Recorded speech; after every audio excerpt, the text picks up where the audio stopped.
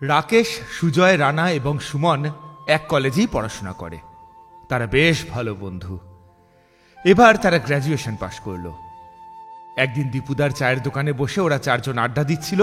হঠাৎ রাকেশ বলে উঠল, শোন ভাই, আমাদের এবার একটু মাইন্ড ফ্রেশের জন্য কোথাও একটা ঘুরে আসা উচিত, কি বলিস? হ্যাঁ, এটা একদম তুই ঠিক বলেছিস। এই বন্ধুরা মিলে সেরকম ভাবে কোথাও একটা যাওয়া হয়নি আমাদের। কিন্তু কোথায় যাওয়া যায় বলতো? চল মৌসুমী আইল্যান্ড ঘুরে আসি। হ্যাঁ, এক রাত দুদিনের ট্যুর করি, বেশ ভালো জমবে কিন্তু। একদম ঠিক বলেছিস। তাহলে চল সামনের সপ্তাহের শনিবারের টিকিট কনফার্ম করে ফেলি। একদম। আর আমি ওদিকে হোটেল বুক করে রাখছি। তবে ভাই, টেন্টের ব্যবস্থা যেন থাকে, আমরা টেন্টেই থাকবো।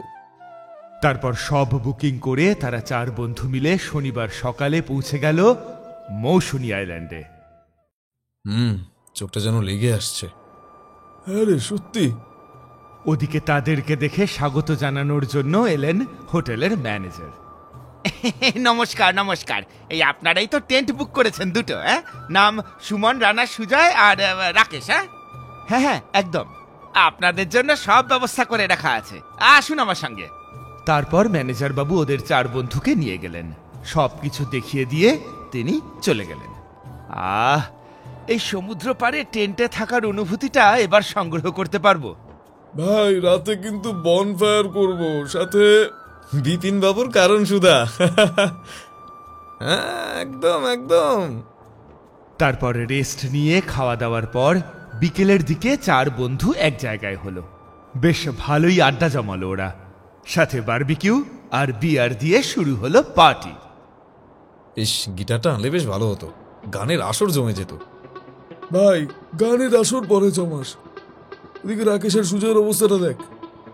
আরে আরে ভাই, আর খাস না। এই বেটা সুমন, তুই চুপ করতো, একটু আনন্দ করবো না আজকে? দেখে মনে হচ্ছে রাকেশটা বেশি ড্রিঙ্ক করে ফেলেছে, আর ওর নেশাও ভালো চলে গেছে। ওদিকে রাকেশ আর সুজয় দুজনের মধ্যে রাকেশ একটু বেশি ড্রিঙ্ক করে ফেললো। রানা আর সুমন এসব বেশি খায় না, ওই নামমাত্র, সবাই জোরজার করলে আর কি।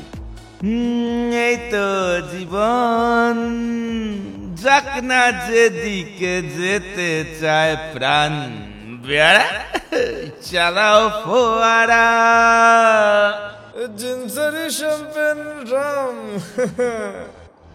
এই হয়েছে হয়েছে, অনেক হয়েছে, এবার থাম তোরা। এই ভাই, আমার না খুব জোর ইয়ে পেয়েছে। দাঁড়া দাঁড়া, দেখ টেন্টের পিছন দিকে ঝাউবন রয়েছে, ওদিকে চলে যা। আমি যাবো সাথে? দেখে তো মনে হচ্ছে নিজেকে সামলাতে পারবি না। জাস্ট শাট আপ, ওকে? আমি একাই যাব। তারপর রাকেশ টয়লেট করতে এগিয়ে গেল টেন্টের পেছনের ঝাউবনটার দিকে। চারিদিক অন্ধকারাচ্ছন্ন, কিছুই পরিষ্কারভাবে দেখা যাচ্ছে না। এদিকে রাকেশও এগিয়ে যেতে থাকলো। না না না, এখানেই দাঁড়িয়ে সেরে নি। রাকেশ যখন থামলো, দেখতে পেল একটি মেয়ে গান গাইতে গাইতে হেঁটে চলে যাচ্ছে তার খুব কাছ থেকেই।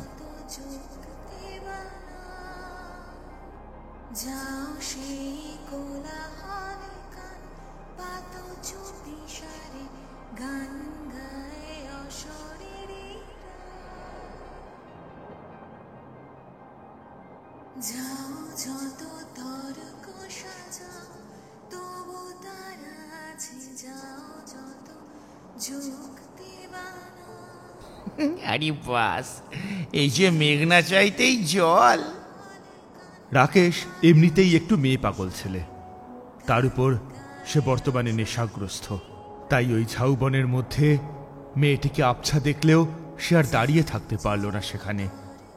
সেও এগিয়ে যেতে থাকলো সেই দিকে, কিন্তু কাছে যেতেই সে আর কাউকে দেখতে পেল না। আরে, এখানেই তো ছিল। ও সুন্দরী নারী, গেলে কোথায়? এটা কি, আবার পায়ে ফুটলো? রাকেশ পায়ের দিকে তাকিয়ে দেখলো একটা চেন। আরে, এই যে একটা চেন, কিন্তু রাকেশ তার হাতের চেনটিকে বারবার এপাশ ওপাশ করে দেখতে থাকলো। আরে, মনে তো হচ্ছে চেনটা সোনার। নিয়েই যাই সাথে করে। তবে এই চেনটা আমার খুব চেনা চেনা লাগছে, কেন কি জানি। আরে ওই রাকেশ, গেলি কোথায়? হারিয়ে গেলি নাকি রে? আসছি। তারপর রাকেশ হাতে ওই চেনটি নিয়ে সেটি দেখতে দেখতে এগিয়ে গেল। কি রে দোস্ত, তোর হাতে ওটা কি? এটা মেয়ে, বুঝলি? এই চেনটা না মানে এটা মেয়েকে দেখলাম, তারপর এগিয়ে যেতেই দেখি আর নেই, কেবল এই চেনটা পড়ে আছে। কই দেখি। রাকেশের হাত থেকে চেনটিকে নিয়ে দেখতে থাকলো। সুমন একটু তন্ত্রমন্ত্রে বিশ্বাসী, মানে ওর দাদু একজন তান্ত্রিক। সেখান থেকেই সুমনও কিছু শিক্ষা লাভ করেছে বলা যেতে পারে। চেনটিকে হাতে নিয়ে সে বলল, এটা তো বেশ অনেক বছর আগের মনে হচ্ছে। এমন সময় রানা চেঁচিয়ে বলে উঠল, এ কি এ রাকেশ, আরে তোর কি হলো? এই ছাড়, সুজয়কে ছেড়ে দে। উফ বাবা, রানা, সুজয় এবং সুমন লক্ষ্য করল রাকেশের চোখ যেন কেমন রক্তাক্ত লাল হয়ে গেছে। তার আচরণ মোটেই সুবিধার লাগছে না ওদের তিনজনের। এ কি হলো রাকেশ তোর? এই রাকেশ। রাকেশ সুমনের হাত থেকে চেনটা কেড়ে নিয়ে ও কাউকে কিছু না বলে চুপচাপ চলে গেল টেন্টের ভিতর।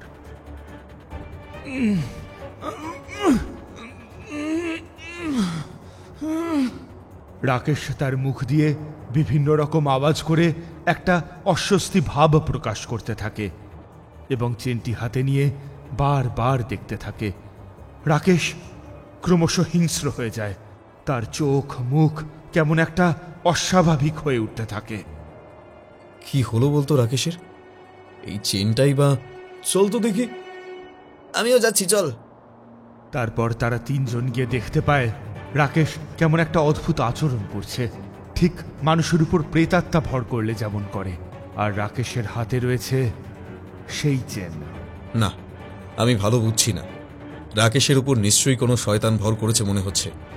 রানা, হ্যাঁ বল। তুই শীঘ্রই আমার ব্যাগ থেকে লাল রঙের পুটুলি আর তামার ঘরটা নিয়ে আয়। সুমন যেহেতু কিছুটা হলেও তন্ত্রমন্ত্র জানে, তাই সে তার ব্যাগের মধ্যে কিছু জিনিস সবসময় তার সাথে নিয়েই ঘোরে। বিপদে আপদে ওটা তার সঙ্গী। ওদিকে রানা সুমনের জিনিসগুলো তাকে এনে দিল। সুমন তার লাল পুটুলিটির দিকে তাকিয়ে কি একটা মন্ত্র পড়ে ছুঁয়ে দিল রাকেশের কপালে। ছেড়ে দে, ছেড়ে দে আমায়, ছেড়ে দে বলছি, ছেড়ে দে। একদিন ওর জন্য আমাকে মরতে হয়েছিল, আমি ওকে ছাড়বো না, আমি ওকে ছাড়বো না। এই দিনটার অপেক্ষাতেই আমি ছিলাম।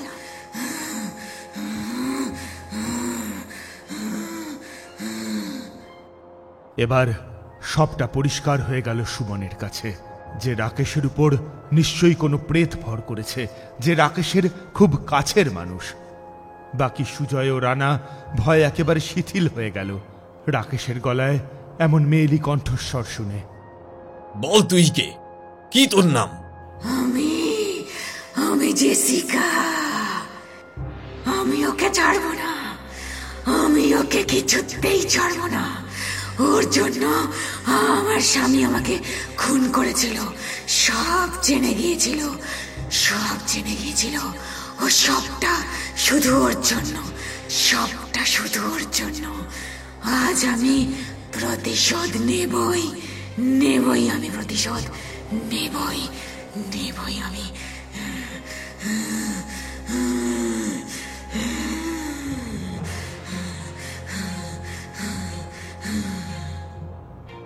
জেসিকা, তুই দেখ, ভালো চাস তোর দেহ ত্যাগ কর, না হলে কিন্তু তোর সর্বনাশ হয়ে যাবে বলে দিলাম। চলে যা তুই।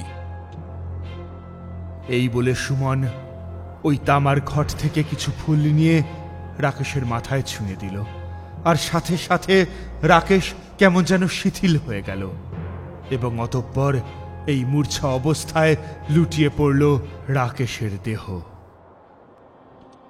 উফ, কি ব্যাপার বলতো জেসিকা? মানে আমি তো কিছু বুঝতে পারছি না। ভাই, এসব কি হচ্ছে? কিছুক্ষণ পর জ্ঞান ফিরল রাকেশের। আর ওদিকে ওই সোনার চেনটি হাতে মুঠো করে ধরে রয়েছে সুমন। এতক্ষণে রাকেশের নেশাটাও কেটে গেছে। কিরে রাকেশ, এখন কেমন লাগছে ভাই? হ্যাঁ, ঠিক আছে, কিন্তু আমার কি হয়েছিলটা কি? আচ্ছা, আজ একটা সত্যি করে কথা বলতো। এই চেনটাকে ভালো করে দেখ, খুব ভালো করে। মনে পড়ে কিছু? আগে দেখেছিস এই চেনটা কোথাও? তারপর রাকেশ খুব ভালো করে দেখতে লাগলো চেনটাকে। হ্যাঁ, এটা এটা আমি জেসিকাকে দিয়েছিলাম। তারপর তারপর কি হয়েছিল জেসিকার সাথে? সত্যি করে বলবি। মানে জেসিকার সাথে আমার মেলামেশার পর্যায়টা অনেক গভীর হয়ে গিয়েছিল। ও অন্তঃসত্ত্বা হয়ে পড়েছিল। আমি বুঝতে পারিনি এত বড় একটা অঘটন ঘটে যাবে। তারপর আমি ওকে ছেড়ে দিই, আর ওকে ওর বাড়ি থেকে বিয়ে দিয়ে দেয়। তারপর শুনেছিলাম বিয়ের 1 মাসের মধ্যেই ও নাকি মারা যায়। কি করে সেটা জানতে পারিসনি? ওরই এক বান্ধবীর মুখে যেন আবছা শুনেছিলাম, সমুদ্রের কোলে মধুচন্দ্রিমা কাটাতে গিয়ে জলে ডুবে মারা গেছিল ও। তবে শেষবার ও আমায় একটা SMS করেছিল। কি কি সেই SMS? বল বল, মনে কর। বলেছিল, তোমার জন্য আমার এই সর্বনাশ হলো, আমার স্বামী সব জেনে গেছে।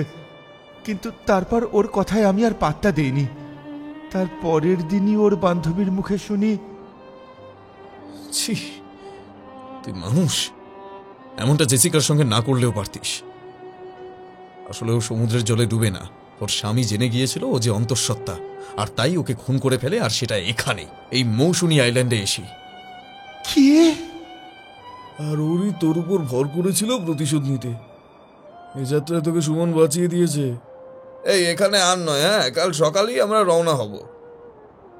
তবে তার আগে একটা কাজ আছে। কি কাজ? এই চেনটাকে পুড়িয়ে সেই ছাইটা এই সমুদ্রের জলে ভাসিয়ে দিতে হবে, তাহলেই জেসিকার আত্মার মুক্তি ঘটবে। পরের দিন খুব সকাল সকালই 4 বন্ধু ব্যাগ গুছিয়ে বেরিয়ে পড়ল বাড়ির উদ্দেশ্যে, এবং চলে যাওয়ার আগে রাকেশ ও সুমন মিলে সেই চেনটাকে পুড়িয়ে তার ছাই ভাসিয়ে দিয়ে গেল সমুদ্রের জলে। আমাদের এই গল্প যদি আপনাদের ভালো লেগে থাকে তাহলে অবশ্যই লাইক করবেন এবং শেয়ার করবেন। আমাদের এই চ্যানেলটিকে তো আপনারা আগে থেকেই সাবস্ক্রাইব করেছেন, শুধু বেল আইকনটি টিপে নোটিফিকেশন অন করে দিন, যাতে আমাদের পরবর্তী কাজগুলোর খবর আপনাদের কাছে সবার আগে পৌঁছয়। ধন্যবাদ।